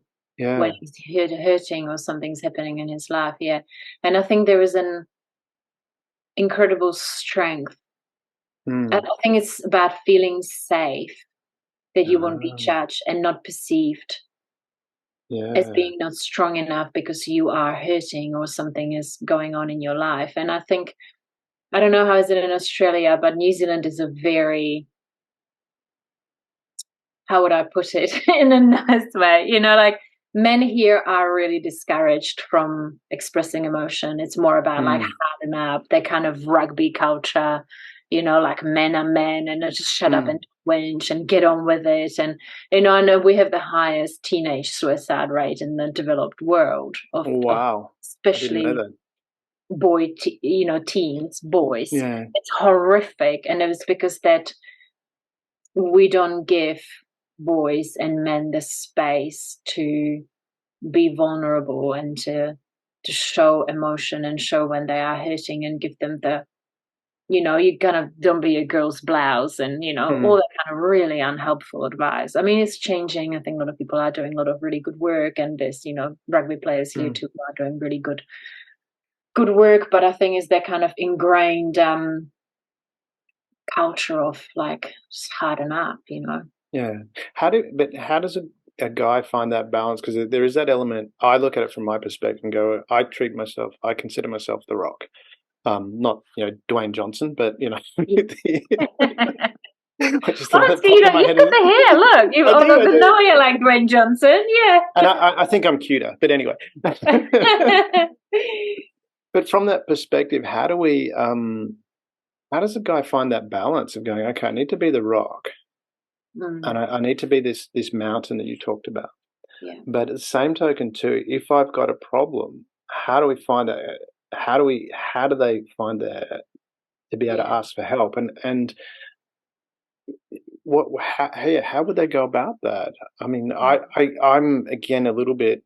I don't really understand that because I've never had a problem asking for help when I've needed it. But there's a few times I asked the wrong people, but I learned quickly, and I think because I had those mentors, I played bowls with my dad, I played golf with my dad, I had these older men that could mentor me. So I was always I felt comfortable asking for advice because I was a young kid. I didn't know any different. So I just asked when I wanted something or I was unsure about something, I asked the question. Yeah.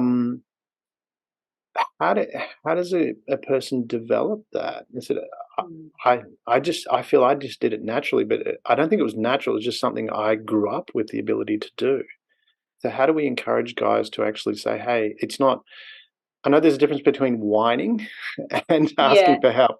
Yeah. And actually, asking when you really need it. I think it probably comes from bringing up our boys, teaching them that it's okay to cry and it's okay to be sad and it's okay to ask for help, and it's just a kind of general acceptance of men can be sad too and cry and struggle and just it's okay to share with sad people. And I think just generally accepted that it's okay, for but it's just kind of celebrating being vulnerable and encouraging it and not Is it making people feel bad. Is it teaching people that it's okay to be you again? It's okay to be you, yeah. And I was actually thinking when we were saying, find your tribe, find the people that accept you for who you are. And so find the people who you can open up to and not be judged. And I think it's that judgment, isn't it? It's the judgment and rejection, like what are they going to think of me? Can I hurt and can I cry even though I'm a man? Of course you can. That's I love that. Find the people that accept you for who you are. for who Because you I are. look at it from that perspective. I mean, I've got some friends that are big criers that cry all the time. Mm, I look at it with my son. I know there's a few times there when we're playing and he fell over and he was about to cry. And you'll be all right. But other times there, I mean, there's been a number of times we've been in a movie together watching it, and I'll have tears streaming down my face, and it's like I don't care. It's like that's I'm and not only that, that's okay that you see that because mm. there's Maybe not hiding it. Yeah, yeah. not hiding it from your Yeah, son, so I you cry can at get stupid emotional. stuff. It's really ridiculous in a movie. It's just like we watch something and that's really what am I out? And other Oh, times I'll be like, yeah, it doesn't matter. There'll be this really tragic thing, and I'll be going yeah. not affected by that, but then some other stupid thing, I'll be crying over it. Um, but is it simply I'm just trying to work out where that line is between being that rock and going, okay, I need to um, I have the little snippets from movies that I have as little inspiring quotes, and there's one from the movie U-571 with Harvey Keitel and Matthew McConaughey, and they've just lost the captain. They're in the German U-boat, taken over that, and Matthew McConaughey's now was second in command. Now is in command, and given a speech to the crew, and then they're down in the submarine again with just Harvey Keitel and Matthew McConaughey. And he asked him, he says, can I speak freely, sir? And he says, yes, of course. And he says, don't you ever tell the crew what you just told them. I don't know. You're the skipper. You need to be leading. You tell them, I don't know. You're the leader. They're looking to you. And you don't know where you're going. They're going to be completely lost. It's going to destroy them. I'm paraphrasing, but that's the essence of what he was saying. Obviously, it was worded better than I just did. Where do we find that from a guy perspective where we at times we need to be the leader? How do we find that balance, do you think? Because I know from my experience in corporate environments, I will, I will certainly, in people, my subordinates, I'll never tell them I don't know. I'll ask, like, I don't know where we're going. I might not know how to solve a problem, but it's a fine balance. How do we guide people in that regard? Particularly, it's a tricky one, isn't it? Yeah. It's a tricky one. Yeah, because you don't want to kind of bullshit people when you're really not knowing. And yeah, I don't know. I don't know what the answer to that would be, actually. Yeah. I mean, you have to give people hope and faith. And if you are in a position of, leadership, then you kind of, they are looking to you for guidance. But I don't know. I mean, sometimes you probably do have to just say, like, I don't actually have the answer, and then wouldn't that maybe bring people together to kind of, come up with the solution? I mean, you can't do it all the time at every meeting because people are like, why is that person getting paid so much? And they don't know anything, but even in a relationship. Yeah, because I mean, I look at these times in a relationship, we're traveling overseas, got lost, and my partner's looking at me going, where do we go? And it's like, okay, I'm not sure where we go, but I'm going to find out, was the attitude I took. I was like, okay, I have no idea how I'm doing this, but I'm going to find out, was the attitude I took. And that's what I'm trying to work from that manly perspective. How do we, is there a level of confidence? Coming back, we mentioned confidence before. Is a level of confidence we just have to say, I've got faith in myself.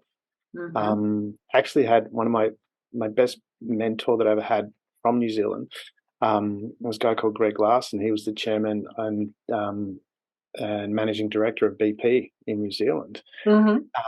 And one time I used to ask him for advice. Well, I used to ask him for advice, usually via text message, and he'd never respond until days later, which I think he wanted me to think about it. That's why he never did. But I had an urgent meeting coming up, and I had to, and I was worried about it. So I texted him and said, look, this urgent meeting coming up. Can we have a meeting? Can we get together and just have a conversation or something to chat about it? And strangely, he wrote back straight away, which let me know that all the time he's been getting these messages and not responding for a few days. On purpose. Yeah. But he wrote back, he said, Damien, what I think you should do is back yourself that you will make the right decision in the moment. And it's like, is that something that, we need to accept, that sometimes we don't know and we just got to make a decision. And we talked about before, we've got to act. Is it a case of that?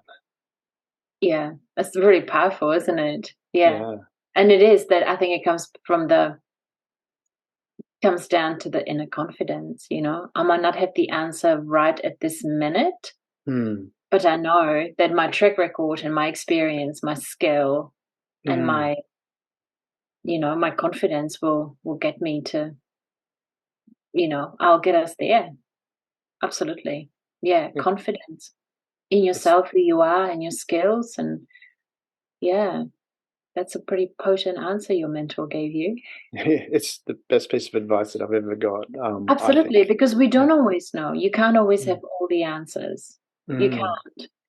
But, like, I remember one of my fitness mentors told me too, I was like, well, what if people ask me something and I don't know, like, oh, what's the exercise for this muscle, whatever, and you don't know. And you're like, well, you just tell them, I'm not quite sure right now, but I will give you that answer next time I see you. It's you shouldn't bullshit people, right? I mean, if you don't know, you don't know. Yeah. And it's and people know if you don't know, I think, and you try and get people out of it, people will probably, Yeah, no, I mean, it stands out, obviously. Yeah. But that confidence, what you've said there, it's that confidence to say, hey, I'm going to find this out for you. Which you're saying, I don't know yet, but I'm going to find it out for you. I will give you your answer. Yeah. I have it on the tip of my tongue right now, but I will give it to you. So I think that, someone who is a leader and they are in front of a problem and they can't quite work it out, just tell your people, I don't know quite 100% how we're going to do it just yet, but I know that we will do it. Yeah. So it is part of that, I was going to say, part of that decision-making process of getting out there and doing it, this comes back to what we're talking about, we started with, and what you do is get out there and do some exercise, because you'll actually learn how to just do these things. Is that when we put that in the framework? Yeah, absolutely. Yeah. again, you're just having confidence in yourself, and that you are able to go through some hard stuff. And But then do you think that exercise helps create that confidence in yourself? absolutely, without a doubt. Yeah. I mean, I see, people come to me and, they have no confidence and maybe no job. Like a lot of women come to me kind of post Mm. children, and then suddenly 6 months later, they're asking, maybe they're asking for pay rises, maybe they're asking for promotions. And yeah, Yeah, because you feel damn good about yourself when you get strong and you carry yourself in a yeah, different way, and you have energy, and I think it's the habit, it's the dedication, the commitment. And because when I was dating, I really wanted someone who exercises regularly. And yeah. people are like, "Oh, so is it because you like men to look good and muscly?" And I said, "No, no, no, no. What I really respect about people who exercise, especially in midlife, it's the dedication and the commitment to themselves." Mm. My partner is 53. He's in phenomenal shape. Yeah, Phenomenal shape. And he exercises for 15 minutes, but he does it every single day. And he's done it for over 30 years. yeah. And he I does love it that. from home, like he doesn't go to the gym. He doesn't have any fancy equipment. He's got a whole bunch of dumbbells and that's it. But it's that dedication and that kind of like, just because I'm 53 doesn't mean that I still can't lift what I Mm. lifted 20 years ago, And he's like, as long as I'm able to lift the same thing, I'm happy. Yeah. Yeah. So I, it is I, that commitment and dedication and the promise, but to yourself, not to other people, and to look good. I mean, yeah, it's good to look good, it makes you feel it good. is. People perceive you in a different way, like when he walks in and, with his nice posture and toned biceps, people kind of take him a little bit more seriously. But it's that kind of commitment. It is that what's behind that, if you dig a layer deeper, it is that doing the uncomfortable and doing it for the long term and not making excuses like I'm too old now. I hear that all the time. I'm too old. I can't do this. I'm too old. And then you see a video of a 95-year-old weightlifter, or something like that. Or like the other day I was surfing with a 75-year-old. It was his birthday, Wow. and like, well, he's not saying I'm too old for this, you know? Yeah. Yeah. So I think it's a mindset, and you touched on that, the kind of the reframing, Mm. and I think it's a whole bunch of excuses, really, isn't it? I'm too old. That's why I have the no excuse policy. It was interesting. I created it for organizations, but I implemented it myself. And it makes a difference, Yeah. massive difference. But I love what you just said there as a framework for being manly. And I can see by the way you're talking, your husband sorry, your partner fits the category of, manly just by the way you're talking about it. But you summed it up with dedication and commitment to yourself Yeah. as a framework. Doesn't it doesn't matter what it is, but do you have a dedication and commitment to yourself? I love that. That's so awesome. Yeah. Um, Yeah. And because you touched on that earlier too, like if you are not growing, you're going mm, backwards. There yeah. is no still point. Like Mm, it's either you going forward or you're going mm, backwards. yeah. And I think, it obviously can apply to lots of things, but we are the happiest. I think, wasn't it somewhere that the happiness is really tied closely with progress? Am I Yeah. making progress? Am I getting better in Mm. whatever it is as a human being? And and I think exercise is a really easy way because it's quite measurable, isn't it? Well, Yeah. definitely, but as you say, it gives you those little physical things that you can actually, can measure is what you're talking about there. So it gives you that confidence, which comes back to this whole process of, Mm, especially for men, having, that physical, we are physical. generally speaking, stereotypically speaking. Yeah. We like let's use the word masculine then, as opposed to men. Yeah. The masculine, because it could be both genders, and it applies, I think, for same-sex couples as well. It's like, Yeah. well, it's you have that masculine strength. What is manly? And it's this part of that is that physical, being able to physically measure things. And the exercise helps you create that, gives you that confidence to get out there and find who you are, Mm. and be able to choose who you are. I like to do that because I don't think I don't think we're just ordained with something. We can do a whole bunch. People have done multiple different things in their life because they've just chosen to do it. Yeah. But the part you're talking about, I love that, this dedication and commitment, two very powerful words. Mm. And I was reading somewhere that if you do what you said you would do and you do the hard thing, that you're pretty much better than 80% of the population. Because Succeeding's not difficult. It's like no, it's not. And look at David Goggins. I don't know. Do you follow David Goggins at all? Do you no. know? Okay, so David Goggins is a former like a Navy SEAL, and I mean I think he holds like the most. He was in lots of different kind of army. Okay, yeah. And he runs ultra marathons, and then he came from a really unfortunate upbringing. Really abusive relationship with dad and stuff. Anyway, so his whole point is just do the hard thing, just do something hard every single day, and that's how you grow.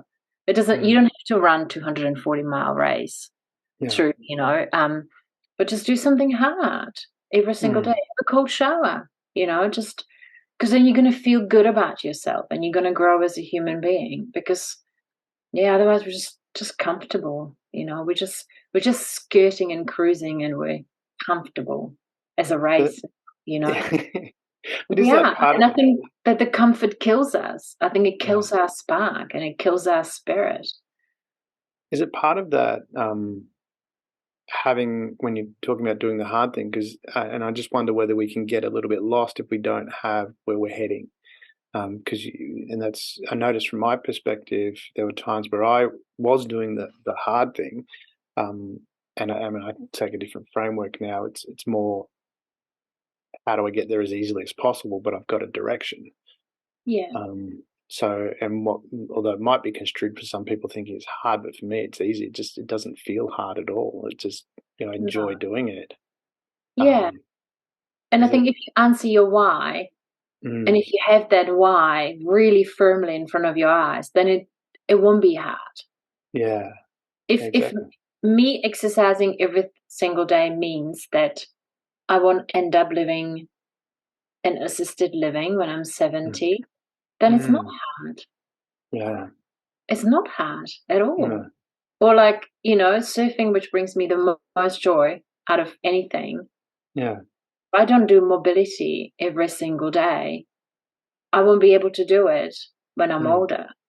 Yeah. So then I do 10 minutes of mobility every day because it's, as you said, it's not hard anymore.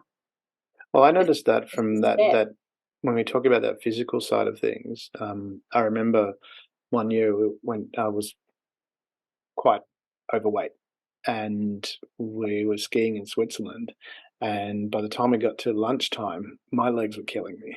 It was like I was exhausted and struggled to get up. I lost a substantial amount of weight, which I didn't do by exercising at all. I just changed my diet. I drank less, ate less, and just ate. I still ate, I'll call it tasty food, but I ate less of it, and I dropped, weight dramatically. I think I lost about 30 kilos. It was 20. It was nearly. It wasn't quite 30, but it was high 20s, and we went skiing the following year, same place, and I could ski all day. And I hadn't done any aerobic exercise, hadn't done any more exercise than I normally would do, which wasn't much at that point, but I'd lost that weight. And that's where I was, love what you're talking about from the perspective of this physical exercise. It helps you feel better about yourself, but you're able to do more as well. Oh, absolutely. Yeah. I mean, that's massive, isn't it? Like, it's like skiing with a 30-kilo backpack. That's hard Exactly. work. That's what I used to carry in the army as a 30-kilo backpack. I know it's heavy. I know. Yeah, it's Yeah. hard. There's a lot of energy. Yeah, Yeah. so absolutely. Yeah, So I that's love this framework within the framework. I think it's really important for men to actually do something to be physical. And like you say, your partner does 15 minutes a day, and I'm very much like that. It's just do a little bit regularly makes a massive difference. yeah. And I think that's what I've come to believe that people overcomplicate exercise. Yes. They think it's something really elaborate and it has to be in gyms and it has to be this and it has to be this. Do you know what? You could just be doing a 15-minute bodyweight workout from the comfort of your own home. Do some Mm, squats, some push-ups, and I don't know, there's like thousands of exercises you can do. Do it every day or do it mm, 5 times a week. And the first year, maybe you'll notice a bit of difference, but the second year and the third year and the fourth year, suddenly you're like, look amazing, feel amazing, strong, resilient, and yeah, mm, it's it's it's not a race, it's a marathon. I think that's how people should look at it because and unfortunately, I think the media and everything is not really promoting that because it's like get a bikini body in 6 weeks or lose 10 kilos in, like is that kind of quick result. People usually get injured. They put all the weight back on. mm. Because when you tell people, hey, you want to stay strong and fit for the rest of your life, you're just going to have to do it every day. That's not going to sell, is it? But it is that, Most I mean, people, part of that identity, though. I mean, is this part of what we need to add to that framework? yeah, Is it's your identity? Because for me, I don't think about it. I mean, I wake up and I cheat as well. I don't say I'm going to exercise every day. I say most days, so that when I don't do it on a day, I don't feel bad. Um, yeah, absolutely, yeah. Yeah, I'm a because then you contracts just guy. start beating yourself. Yeah, yeah. I always tell people, hope for 7 days a Mm, week, but don't do less than 5. yeah, So you got 2 days, exactly. when you Leeway. can kind of Yeah. slide. I'm going to Yeah, stick with most days because then it's arbitrary. yeah. but Most days but it's good. I like that. Most days. Yeah, but it's yeah, from that. But what that do we need to be adding that into the framework, as you said, because it's your identity. It's that when you look at your partner, for example, and again, I have never met him, but just the way you talk about him, he seems to be this role model of what is manly. And is it, his identity, as you said, is 15 minutes a day. Now that's not hard. I do this with my son. With study, we we're talking about that, and I let him set his own when he got to a certain age. You choose your own grades. And then I would ask him and I would explain to him and say, well, okay, I explained to him, I said, if you come home from school and you review everything you've done, which is going to take you, 20 minutes, 25 minutes to just review it. You don't have to do every question, but just review it. I said, the way your brain works, that's going to stick in your mind better. So when you yeah. go and study for exams, you're going to be better off. And Mhm. he's like, okay. And then I noticed he started doing that, which is great. And then I noticed that he stopped doing that. Um, And I asked him about it. He goes, "Oh, I just do it in breaks during school." And I was like, Whoa.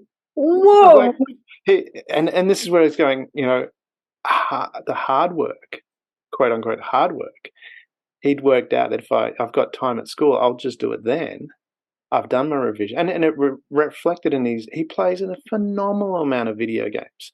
Um, and he does sport and things like that as well. It's not Mm, necessarily just got a black belt in karate. He's not he's not unfit.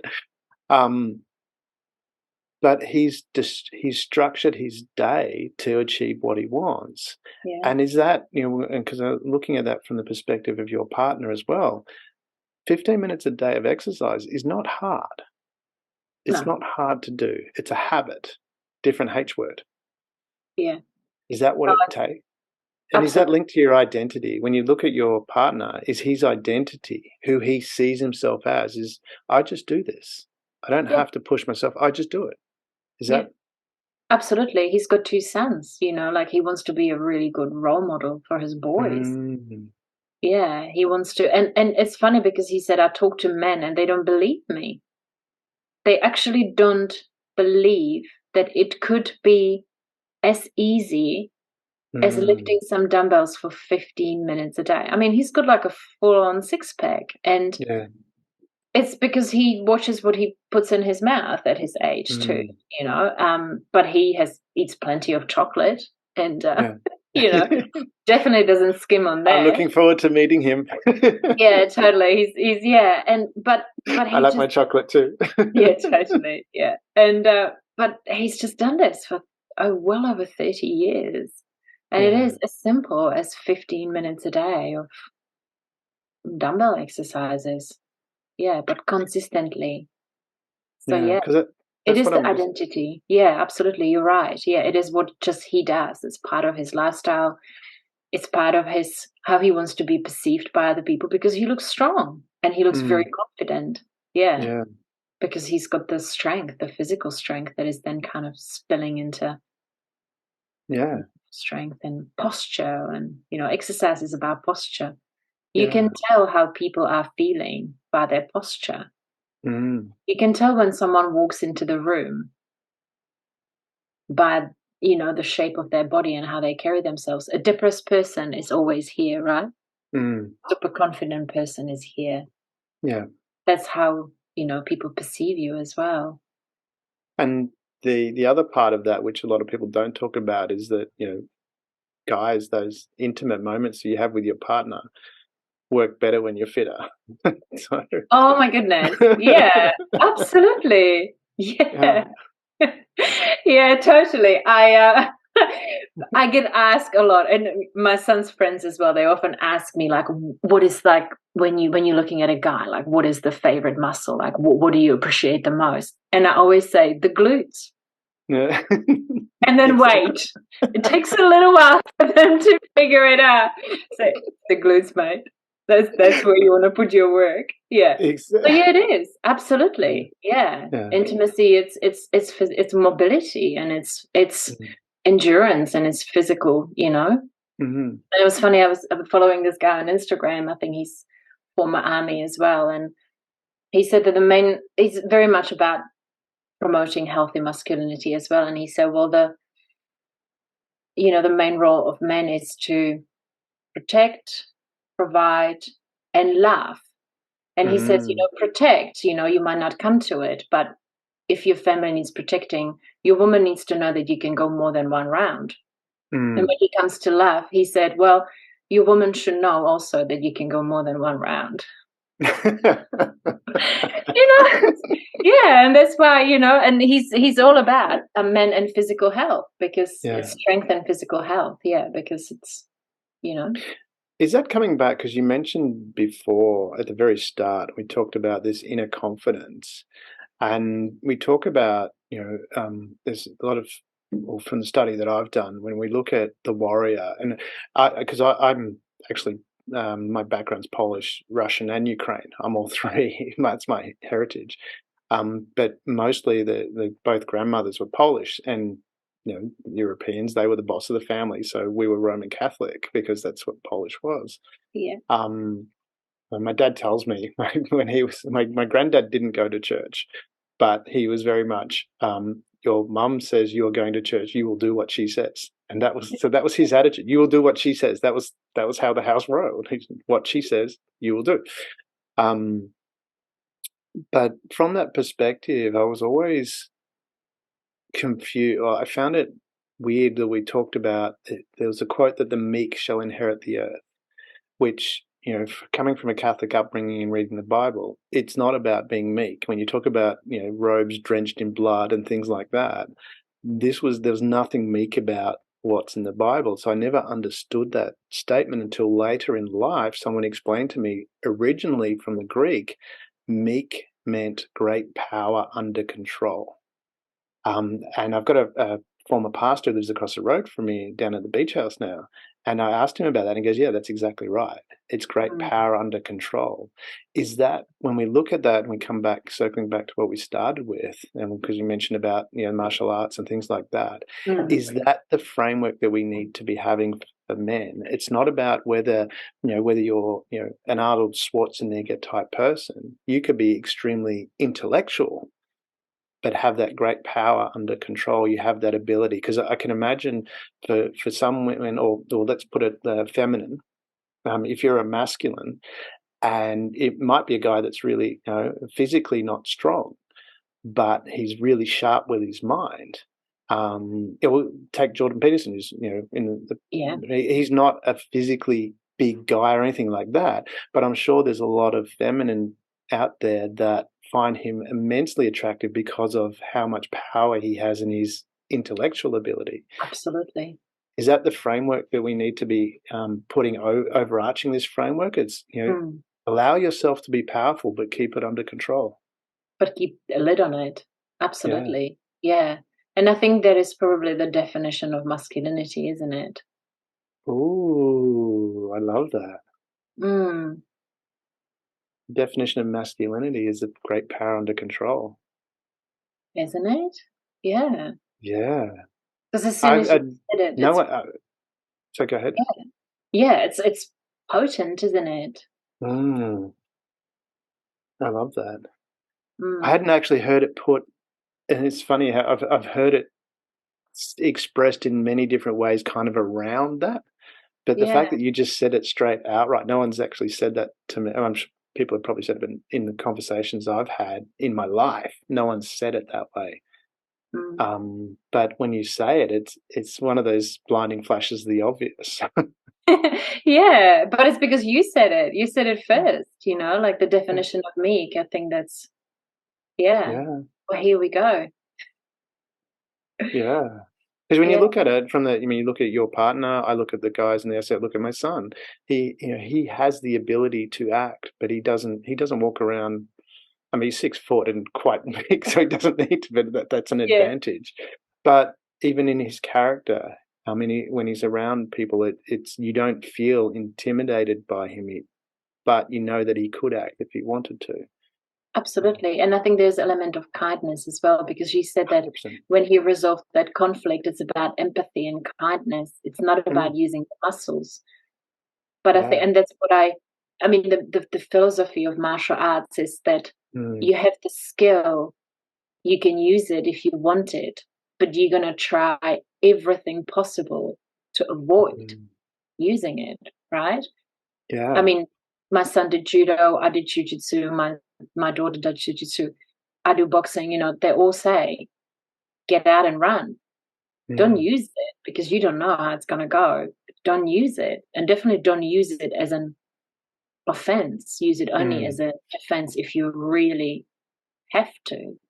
Yeah. But having that confidence to know that you can if you need it, it's powerful. Yeah. Because I think people will know. I think people will pick up on that. Yeah. I love that.